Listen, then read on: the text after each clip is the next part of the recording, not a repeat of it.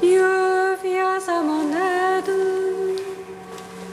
Seigneur, viens vite à mon secours. Gloire au Père, au Fils, au Saint-Esprit, maintenant et toujours. Dans les siècles des siècles, Amen. Alléluia. Vive Esprit Saint, illumine nos cœurs, remplis-nous de ta paix. Oh, murmure,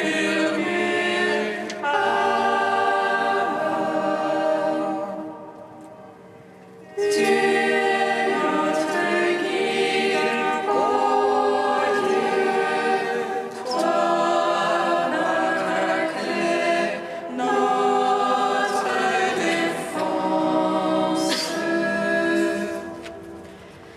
Viens, Esprit Saint, illumine nos cœurs, remplis-nous de ta paix. Oh, murmure,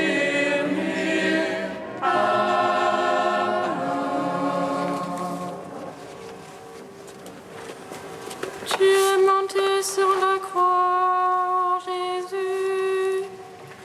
Toi qui du ciel es descendu, tu es allé à la mort, toi l'immortelle vie.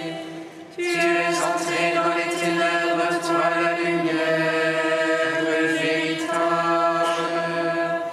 pour appeler tous les hommes à ton royaume, ô Dieu sauveur.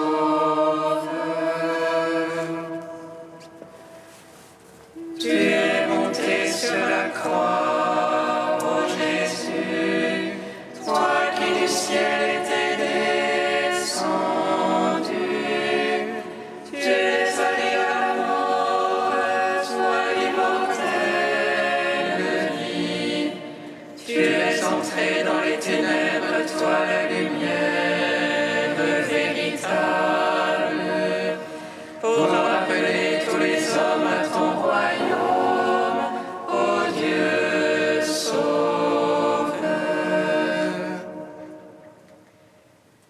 Tu es monté sur la croix, ô Jésus, toi qui du ciel étais descendu.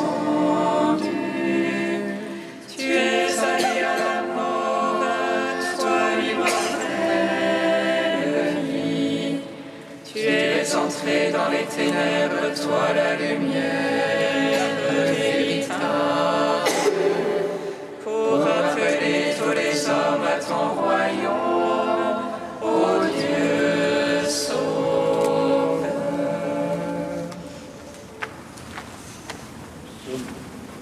Psaume 118, strophe 7. Un cantique pour moi, Seigneur, ta parole.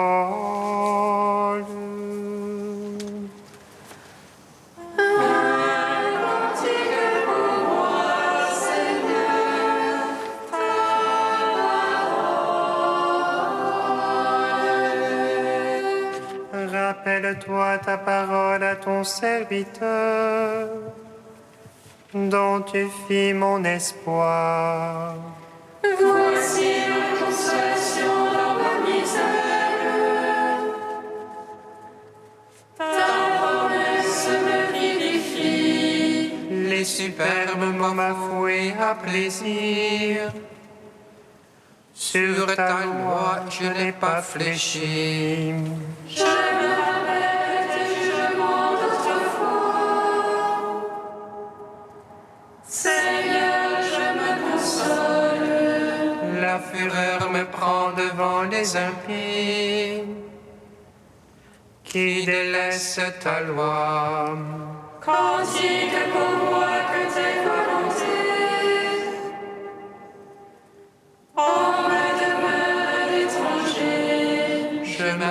révèle dans la nuit ton nom, et j'observe ta loi.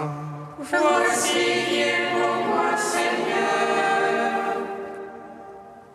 Gardez tes préceptes. Gloire au Père, au Fils, au Saint-Esprit. Pour les siècles des siècles. Amen. Un cantique pour moi, Seigneur, ta parole. Psaume 128. Dans la nuit, je tends les mains vers toi, Seigneur. Je me souviens de ton amour. Dans la nuit, je tends les mains vers toi, Seigneur. Je me souviens de ton amour. Tant ils m'ont traqué dès ma jeunesse, à Israël de le dire. Tant ils m'ont traqué de ma jeunesse, ils n'ont pas eu le dessus. Sur mon dos ont labouré les laboureurs, allongeant leurs sillons. Mais le Seigneur qui ajuste sa mise en pièces, le jour des impies, Qu'ils soient tous confondus, repoussés, les ennemis de Sion. qu'ils soient comme l'herbe des toits, que aussi le vent d'Est. Le moissonneur n'en remplit pas sa main, ni le lieur son giron. Et moi le diront les passants, le Seigneur vous bénisse. Gloire au Père, au Fils, au Saint-Esprit, pour les siècles des siècles. Amen. Dans la nuit, je tends les mains vers toi, Seigneur. Je me souviens de ton amour. Psaume 129. Des profondeurs, je crie vers toi, Seigneur. Écoute mon appel. Que ton oreille se fasse attentive au cri de ma prière. Si tu retiens les fautes, Seigneur, qui donc subsistera? Mais près de toi se trouve le pardon. Je te crains et j'espère. Mon âme attend le Seigneur. Je suis sûr de sa parole. Mon âme attend plus sûrement le Seigneur qu'un veilleur n'attend l'aurore. Le veilleur espère l'aurore et Israël le Seigneur. Puisqu'auprès du Seigneur est la grâce, l'abondance du rachat. C'est lui qui rachètera Israël de toutes ses fautes. Gloire au Père, au Fils, au Saint-Esprit, pour les siècles des siècles. Amen. Dans la nuit, je tends les mains vers toi, Seigneur. Je me souviens de ton amour. Prière d'Esther, page 258. Ô mon Seigneur, notre roi, tu es l'unique. je n'ai d'autre recours que toi. Viens à mon secours car je suis seul, je jouerai ma vie pour ton nom. Père berceau au sein de ma famille, j'ai appris que c'est toi, Seigneur, qui as choisi Israël entre tous les peuples pour être ton héritage à tout jamais. Tu as traité nos pères comme tu l'avais dit, et puis nous avons péché contre toi. Alors tu nous as livrés aux mains ennemies pour les honneurs rendus à leur Dieu. Mais l'amertume de notre servitude ne suffisait pas. Ils ont mis leurs mains dans celles de leurs idoles, afin de faire d'Israël ton héritage, et clore les bouches qui louent le Dieu unique. N'abandonne pas ton sceptre, Seigneur, à ceux qui ne sont pas. Point de sarcasme sur notre ruine, retourne ses projets contre leurs auteurs. Souviens-toi, Seigneur, manifeste-toi au jour de notre tribulation et de nos peines. Et à moi donne du courage, roi des dieux et maître tout-puissant. Et nous sauve-nous par ta main, viens à mon secours car je suis seul. Je n'ai rien à part toi, Seigneur, de toutes choses tu as connaissance. Ta servante ne se réjouit qu'en toi, Dieu d'Abraham, ô Dieu dont la force l'emporte sur tous. Écoute la voix des désespérés et libère-moi de ma peur. Rendons gloire au Père Tout-Puissant, à son Fils Jésus-Christ le Seigneur, à l'Esprit qui habite en nos cœurs, pour les siècles des siècles. Amen.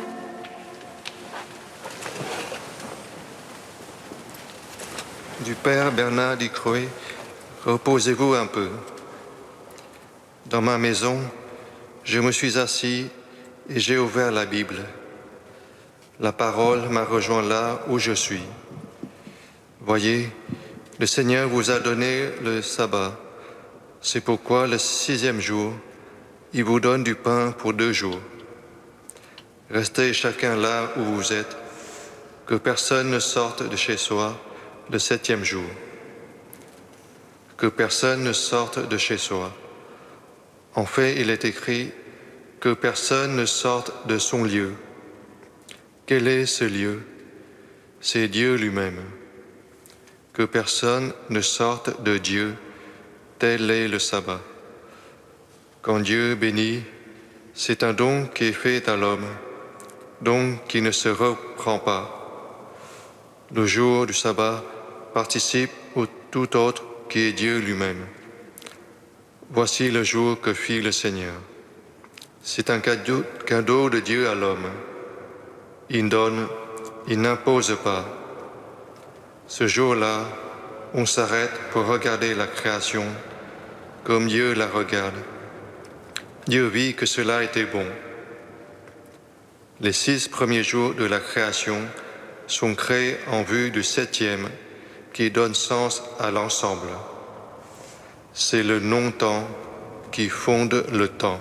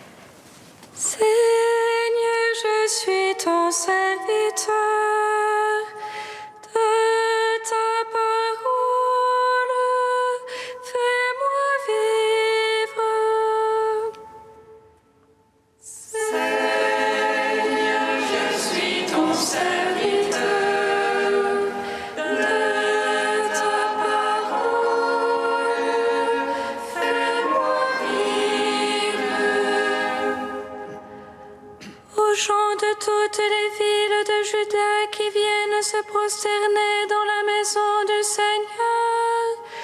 Tu diras toutes les paroles que je t'ai ordonné de leur dire. Seigneur, je suis ton serviteur. De ta parole, fais-moi vivre. Lecture du livre du prophète Jérémie.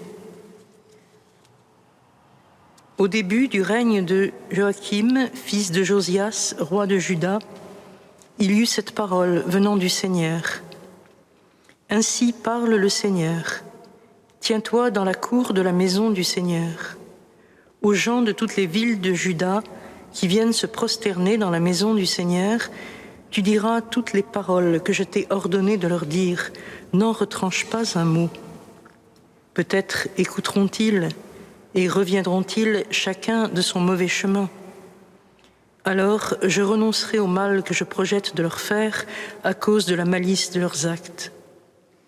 Tu leur diras donc, ainsi parle le Seigneur, si vous ne m'écoutez pas, si vous ne marchez pas selon ma loi, celle que j'ai mise sous vos yeux, si vous n'écoutez pas les paroles de mes serviteurs, les prophètes, que je vous envoie inlassablement et que vous n'avez pas écoutés, je traiterai cette maison comme celle de Silo et ferai de cette ville un exemple de malédiction pour toutes les nations de la terre.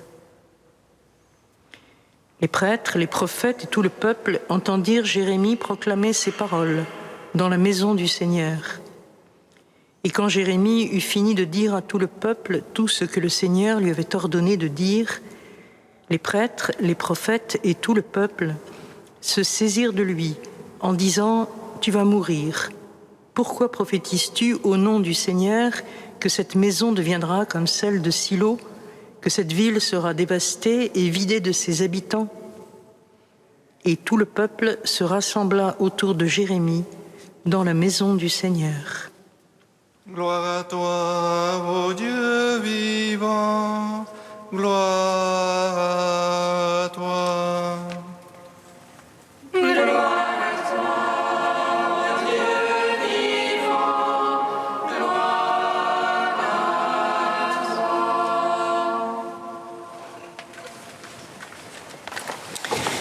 La parole du Seigneur retentit dans la maison du Seigneur. Tout devrait donc être justice et harmonie. Et pourtant, c'est une parole sévère, une parole qui menace de châtiment et de destruction que Jérémie est chargé de porter. Si vous ne m'écoutez pas. Et cette parole s'adresse justement à ceux qui montent au temple pour prier. Elle résonne dans la cour du temple que tous traversent pour faire leurs ablutions et entrer dans le sanctuaire. Et elle annonce la destruction de ce temple, le lieu que Dieu a choisi pour y faire habiter son saint nom. Elle menace de traiter ce temple comme celui de Silo. Silo, le nom du sanctuaire du nord où résidait l'arche, mais aussi de la défaite devant les Philistins, qui a entraîné la destruction du sanctuaire et la prise de l'arche. On retrouve, certes, dans la parole de Jérémie, l'alternative que déjà Moïse avait proposée au peuple. Si tu obéis vraiment à la voix du Seigneur ton Dieu, alors toutes les bénédictions t'adviendront. Mais si tu n'obéis pas à la voix du Seigneur ton Dieu, ne gardant pas ses commandements et ses lois que je te prescris aujourd'hui, toutes les malédictions que voici t'adviendront. Ici encore, la menace reste conditionnelle. Si vous n'écoutez pas, si vous ne suivez pas la loi. Ici encore, elle reste suspendue aux médiations multiples que met en œuvre le Seigneur, si désireux de voir le peuple revenir à lui, qu'il a envoyé inlassablement, dit le texte, des prophètes. Que là encore, il confie à Jérémie son espérance. Peut-être écouteront-ils et se détourneront-ils chacun de sa route mauvaise. Chacun. C'est dire que personne n'est innocent, mais aussi que la conversion est toujours possible, et ne dépend que d'un acte de liberté individuelle. Vois, disait déjà le Seigneur par la voix de Moïse, je te propose la vie ou la mort, la bénédiction ou la malédiction. Choisis donc la vie. La réponse à cette injonction si pressante, si tendre du Seigneur est glaçante, puisque les prêtres, les prophètes et tout le peuple ne savent que menacer Jérémie. Tu vas mourir, pourquoi prophétises-tu? La réponse n'est pas individuelle, elle est collective. La réaction n'est pas l'interrogation sur sa propre conduite, mais la mise en question de celui qui dérange. Double manière de se défausser de sa responsabilité personnelle. La figure de Jérémie, menacé de mort parce qu'il a porté la parole, dessine bien sûr en filigrane celle de Jésus, harcelé aussi par les grands prêtres et les scribes. Au nom de qui parles-tu? Pourquoi fais-tu cela? Et lui aussi, lui surtout, condamné. Mais elle conduit aussi à s'interroger sur l'assurance tranquille de ces fonctionnaires du temple, de ses habitués. Le récit plus circonstancié de ce même épisode, rapporté au chapitre 7 de Jérémie, éclaire leur motivation. Ne vous fiez pas aux paroles mensongères, c'est le temple du Seigneur, le temple du Seigneur. Quoi? Voler, tuer, commettre l'adultère, se parjurer, puis venir se présenter devant moi en ce temple qui porte mon nom et dire « nous voilà en sûreté ». Cette assurance, qu'il vaudrait mieux nommer au sens propre cette mauvaise foi, contraste fortement avec le comportement prêté aux habitants de Ninive, qui, avertis par un autre prophète, Jonas, prennent au sérieux ces paroles et entrent dans une démarche de conversion, alors même qu'ils ne connaissaient pas le Seigneur. Redoutable est donc la leçon qui se dessine. Plus on est un habitué du temple, plus on croit connaître Dieu, moins on est perméable à sa parole. Ceux qui enfreignent les commandements sont parfois ceux qui les connaissent le mieux et font extérieurement preuve de piété. Il y a certes de quoi interroger notre propre piété, qui risque de préférer les attitudes ou les idées toutes faites à une véritable interrogation sur l'usage que nous faisons de la liberté que Dieu nous a donnée. Mais peut-être vaut-il mieux, pour finir, rendre grâce pour l'inlassable miséricorde qui envoie sans cesse des prophètes, aujourd'hui comme en tout temps, pour la bouleversante miséricorde qui presque nous supplie. Peut-être écouteront-ils.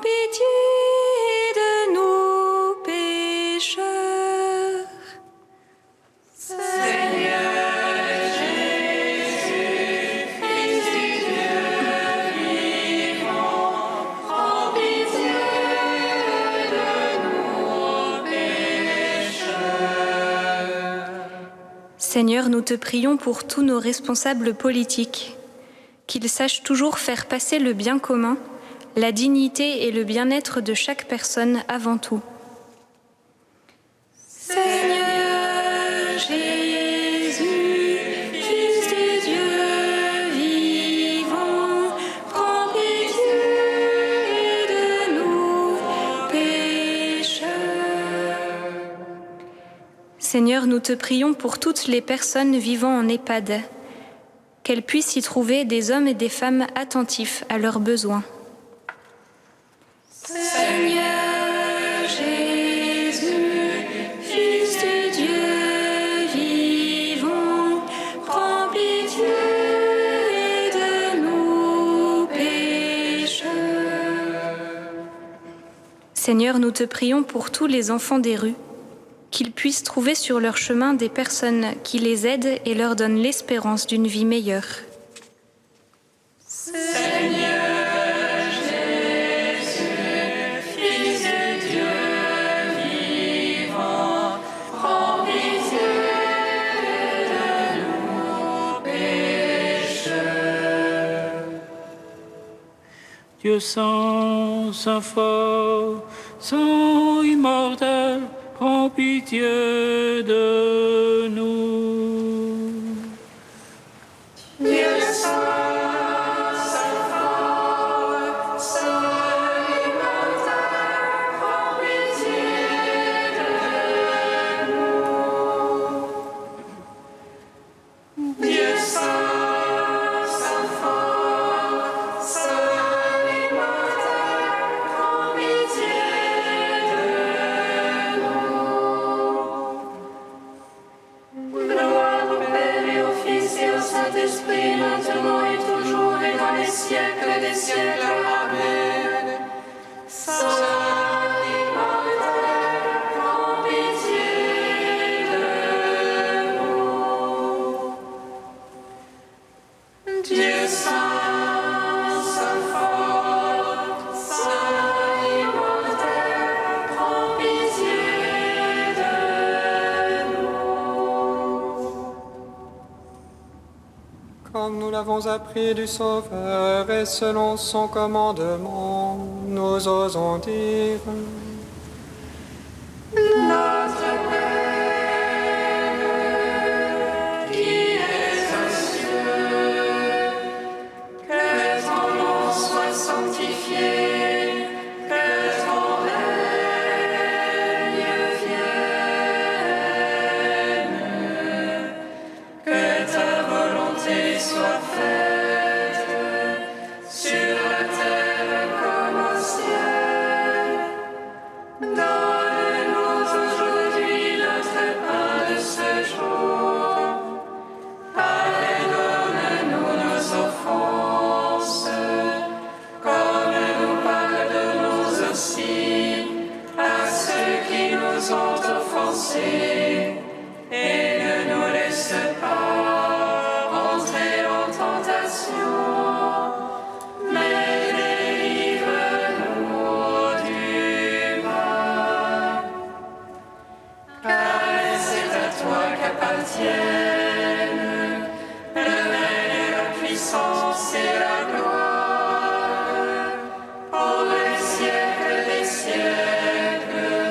Amen.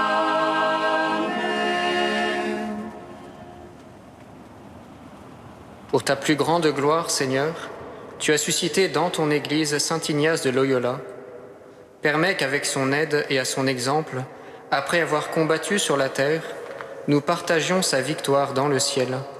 Par Jésus-Christ, ton Fils, notre Seigneur et notre Dieu, qui vit et règne avec toi et le Saint-Esprit, maintenant et pour les siècles des siècles. Amen. Bénissons le Seigneur. Nous rendons grâce à Dieu. Amen. L'ange du Seigneur annonça à Marie qu'elle serait la mère du Sauveur. Et elle conçut de l'Esprit Saint. Réjouis-toi, Marie, pleine de grâce, le Seigneur est avec toi.